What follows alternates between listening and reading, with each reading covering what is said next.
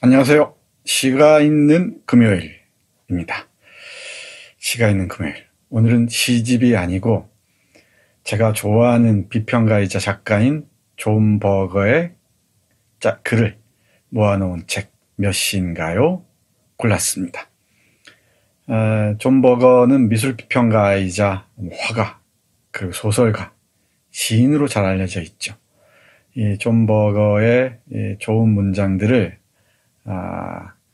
이 마리아 나도티라는 사람이 뽑고 거기에 이 셀주크 데미렐이라는 사파가가 그림을 그린, 그러니까 세 명이 함께 만든 책입니다. 몇 시인가요? 다시 말씀드리면 존 버거가 글을 쓰고 셀주크 데미렐이 그림을 그리고 존 버거의 글 중에서 마리아 나도티가 문장을 뽑아서 엮은 책입니다. 몇 시인가요? 그리고 신혜경 선생이 번역을 했습니다. 책 한 권이 우리에게 도착하기까지 이렇게 많은 사람들의 손길을 거칩니다. 존 버거의 몇 시인가요? 아마 여러분들 마음에 쏙 드실 겁니다. 자, 그러면 볼까요? 존 버거, 강렬한 인상이죠. 대표적인 책 세 권이 세 권을 보면 이렇습니다. 존 버거의 초상, Way of Seeing, 다른 방식으로 보기라고 번역하죠. 그리고 1972년 맨 부커상을 받은 소설 G입니다. 존 버거는 비참한 세계에서 아름다움의 의미를 물은 실천적인 지성으로 손꼽힙니다. 1926년에 태어났고요. 비평가, 미술비평가이면서 소설가, 화가입니다. 전천후 저술가라고 얘기할 수 있겠죠. 72년 소설 G로 맨 부커상을 수상합니다.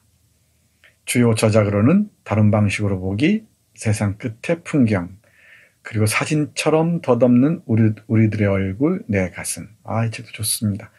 시와 짤막한 에세이가 함께 있는 책입니다. 모든 것을 소중히 알아. 그리고 뛰어난 소설 우리 시대의 화가, A가 X에게. 이 말고도 많은 저작들이 있습니다. 삶의 현장에서 그 비참한 삶의 상황들을 얘기하면서 어떻게 사는 것이 아름다운지 끊임없이 질문하는 사람이었습니다. 훌륭한 인물입니다. 존 버거 혹시 처음 들어보시는 분이라면 꼭 찾아서 읽어보시기 바랍니다. 사진집부터 그림집, 그리고 소설까지 아주 다양한 책들이 한국어로 번역돼 있으니까요. 자, 그러면 몇 시인가요? 들어가 보겠습니다. 셀주크 데미렐이 그린 이 카툰, 이 사파를 잘 보십시오. 저는 사파는 잘 모릅니다만은 느낌으로 딱 알 수 있겠죠. 이 책은 다 시간과 관련된 이 문장들을 모아놨습니다. 그리고 시간과 관련된 사파들을 볼 수가 있습니다. 한번 같이 느껴보시죠. 이 그림이 있고요. 옆에 이 마리아 나도티가 존 버거의 이런 문장을 골라서 붙여놨네요. 저항이 이루어지는 바로 그 순간에 작은 승리가 있다. 다른 순간과 마찬가지로 지나가지만 그 순간은 어떤 항구성을 획득한다. 지나가지만 이미 각인되었다. 저항이 이루어지는 순간에 작은 승리가 있고요. 그 순간도 다른 순간과 마찬가지로 지나가기 마련이죠. 그런데 그 순간은 항구성을 획득한다고 얘기합니다. 저항하는 순간은. 그래서 지나가지만 각인되어 머무는 것이죠. 저항의 순간은 오랫동안 우리의 기억 속에 항구성을 획득하게 된다는 말처럼 보입니다. 그런데 어떤 글에서 따온 것인지 정확하지가 않아서 이 맥락을 잡을 수가 없습니다. 그게 조금 아쉽습니다. 혹시 출전을 밝혀두었다면은 존 버거의 다른 책들에 이 인용된 책의 출전을 밝혀두었다면은 찾아보는 데 많이 도움이 됐을 텐데요. 이 책이 태어나는 과정이 절묘합니다. 존 버거와 셀축 데미렐이 처음에 기획을 했는데요.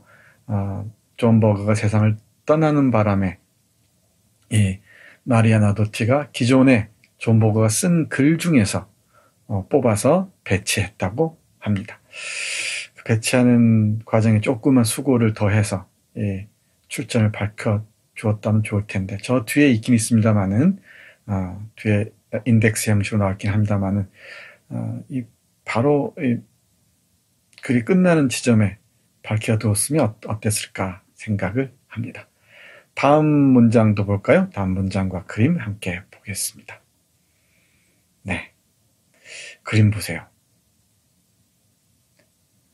아주 인상적이죠? 네, 인상적입니다. 스톱워치를 들고 있고 셀러리맨처럼 보이는 사람이 차렷자세를 하고 있습니다. 우린 스톱워치의 명령에 따를 수밖에 없다는 얘기일까요? 자, 존 버거의 어떤 글인지 보시죠. 기업 자본주의가 만들어내고 관리하는 현대의 특정한 연옥에서는 모든 부정이 바로 그 현대의 비선형적 시간관에 기초하는데, 그 시간관에서 생각할 수 있는 유일한 관계란 원인과 결과의 관계뿐이다. 이에 대비되는, 또 이에 도전하는 단 하나의 공시적 행위는 사랑의 행위다. 원인과 결과의 관계만이 지배하는 시간. 대단히 폭력적이죠. 그런데 이 원인과 결과를 넘어서는 또 다른 수많은 관계들이 있을 수 있잖아요. 시간 관계 속에서는. 근데 이와 원인과 결과와 대비되는, 또 이에 도전하는 시간관이라는 것은, 시간을 보는 그 관점이라는 것은, 여기서는 단 하나의 공식적 행위라 그러네요. 공식적 행위는 바로 사랑이라는 뜻입니다. 존 버거가 여러 책에서 얘기하는 것입니다. 이런 엄혹한, 비참한 세계를 돌파하는 유일한 방법은 사랑이라고 얘기합니다. 그리고 자본주의적 시간, 모든 것을 화폐로 환원하는 시간, 그러니까 원인과 결과를 계산할 수 있는 건 돈밖에 없다는 그런 시간관을 돌파할 수 있는 방법은 사랑이라는 거네요. 근데 이 사랑을 획득하기까지 만만치 않은 과정들이 놓여 있겠죠. 그 획득 과정은 대단히 지난할 겁니다. 스톱워치의 명령에 따라서 원인과 결과를 붙쫓기 위해서 몸부림치는 우리에게 내면화된 시간은 무엇인지 다시 한번 되돌아보게 됩니다. 이런 그림도 있습니다. 자, 일단 글을 읽어보고 그림을 감상하는 것도 하나의 방법이 될 것 같네요. 보겠습니다. 사건이 시간을 창조한다. 사건이 없는 세계에는 시간이 없을 것이다. 다른 사건은 다른 시간을 창조한다. 세상에는 별들의 우주적인 시간이 있고 산맥의 지리학적 시간이 있고 나비의 일생이 있다. 수학이라는 추상적 개념 말고는 서로 다른 시간들을 비교할 방법이 달리 없다. 이런 추상적 개념을 고안한 건 인간이었다. 인간은 모든 것이 어떻게든 들어맞는 규칙적인 외부의 시간을 고안했다. 그 이후로 인간은 예컨대 토끼와 거북이를 나란히 경주시킨 뒤 둘이 성적을 추상적인 시간 단위로 측정할 수 있게 되었다. 혹시 크로노스와 카이로스라는 말 들어보셨는지요? 크로노스는 물리적 시간을 얘기하고요. 이 양적인 시간이죠. 카이로스는 질적인 시간 또는 정서적인 시간, 사건으로서의 시간, 이렇게 얘기를 하죠. 이 물리적 시간으로서의 크로노스와 심리적, 정서적 또는 질적 시간으로서의 카이로스는 분명히 구별이 됩니다. 그럼에도 우리는 이 정확하게 추상적인 외부의 시간으로 다 쪼개서 시간들을 사유하기 쉽죠. 그리고 그 시간은 화폐로 금방 환산이 됩니다. 시계를 넘어서는 방법에 대해서는 오래전에 시계 밖의 시간이라는 책을 소개해 드린 적이 있습니다. 이 시계 밖의 시간을 보시면은 우리가 살아가고 있는 자본주의적 시간을 넘어선 다양한 시간의 양상들이 어떠한지 잘 볼 수가 있을 것입니다. 존 버거의 시간관도 대단히 독특하죠. 사건이 시간을 창조한다. 사건이 없는 세계에는 시간이 없을 것이다. 다른 사건은 다른 시간을 창조한다. 세상에는 별들의 우주적인 시간이 있고 산맥의 지리적인 시간이 있고 나비의 일생이 있다. 왜 아니겠습니까? 다양한 결의, 다양한 겹의 시간들이 있겠죠. 그런데 자본주의에서는 모든 것을 화폐로 환산해야 한다는 그 강박증에 시달린 나머지 시간을 물리적으로 분절하고요. 그 분절한 외부의 시간에 의해서 인간의 의식과 심리가 지배당하는 그런 상황에 놓여 있는 게 아닌가 생각합니다. 시간이라는 독재자, 정말 무섭죠. 이 독재자를 조종하는 자는 당연히 자본가하고 이 자본가를 응원하는 국가 시스템일 것입니다. 찰리 채플린의 걸작 모던 타임스를 봐도 정확하게 알 수가 있습니다. 시계가 우리를 어떻게 지배하는지. 다음 페이지 볼까요? 이 그림도 오랫동안 기억에 남습니다. 휘어진 시간이네요.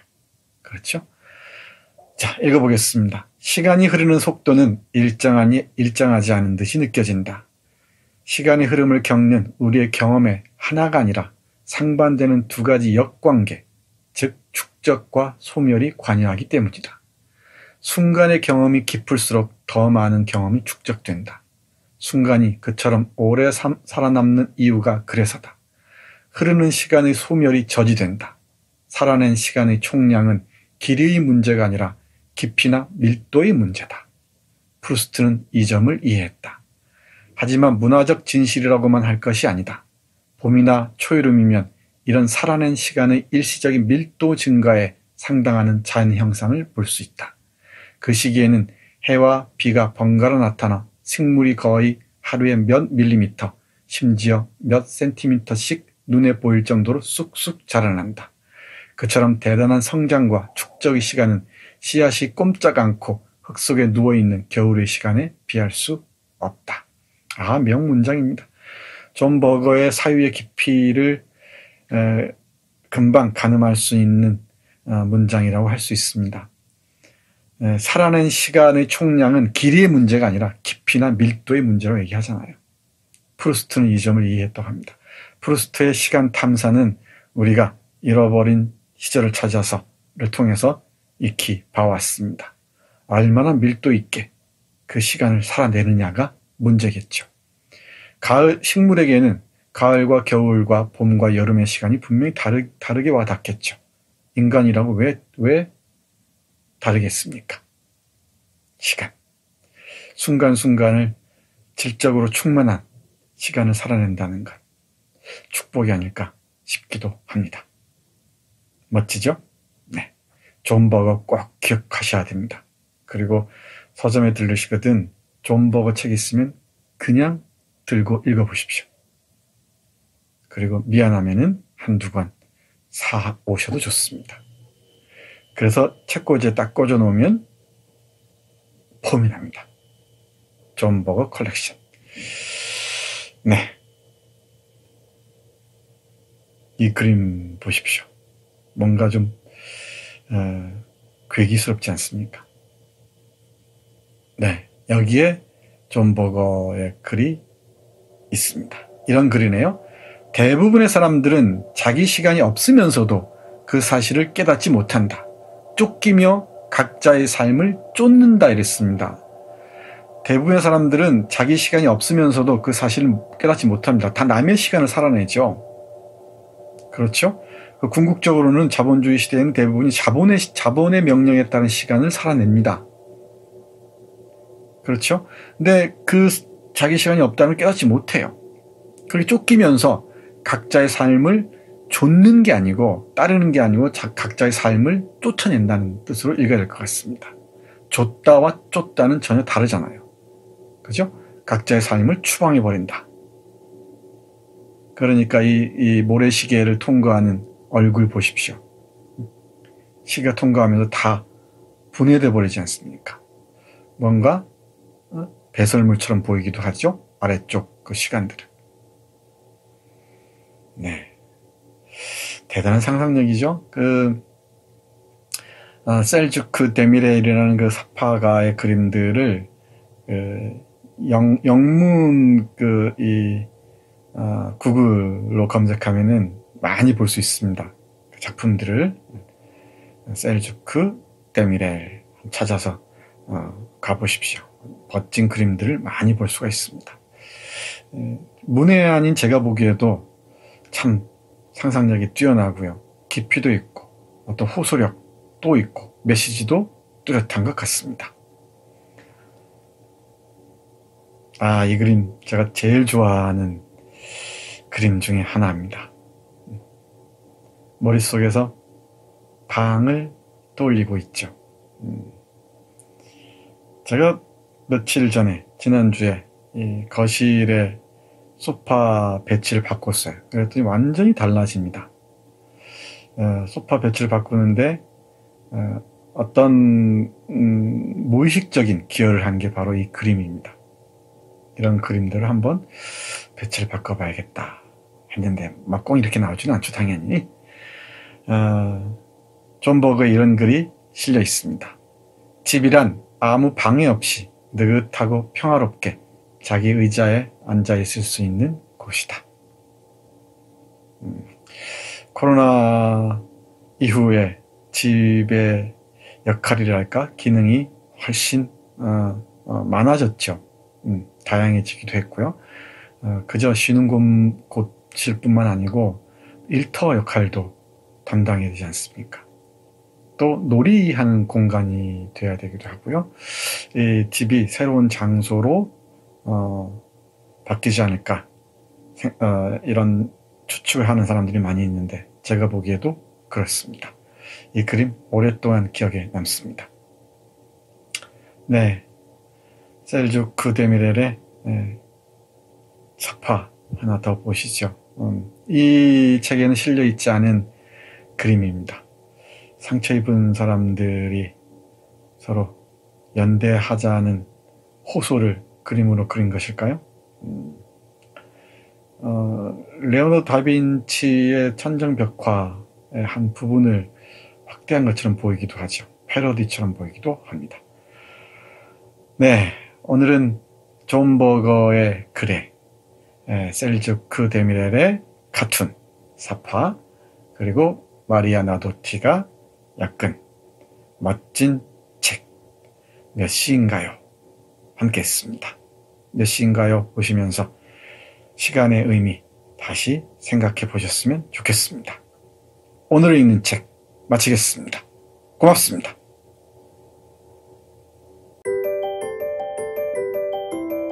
기